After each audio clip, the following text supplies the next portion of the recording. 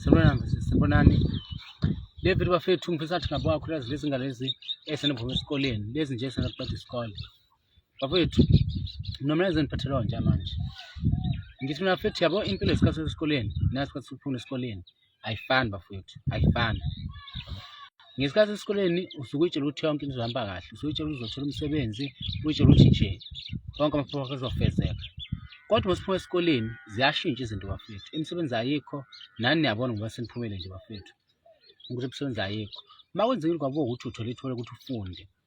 Mawufunda nje manje bafethu awusakhetha umkhakha osuke ufuna wena, osuke uthanda hlahla. Awusakhethi ngalo ndlela leyo. Ukhetha umkhakha onamathuba, uqala ucwaninge, uqala ubuka ukuthi imuphi umkhakha onamathuba. Bese lo mkhakha lo bese kwazi ukuthi ufunde wenze lo mkhakha ngoba mawuzothetha ukuthi wena ufuna lo mkhakha uyogcina ihlale ekhaya uthothi ugcina ihlale nezicucu zakho ugcina ungasebenzanga. Kanti into esenkulu ukuthi usebenze uthole umsebenzi, ukuthi ufunde uthole umsebenzi. Lokho kusubalekile. Ngiyanxusa impela bafethu ukuthi labantu abafundayo kakhulukazi nje kuleke ngamanje ukuthi awuthi mawuyofunda ukhethe umkhakha ubona ukuthi nawe lo mkhakha lo namathuba omsebenzi kwenza ukuthi ukwazi ukuthi uma uqeda ukwazi ukuthola umsebenzi. Lokho bafethu ekusho nje awukho okunye futhi okunye.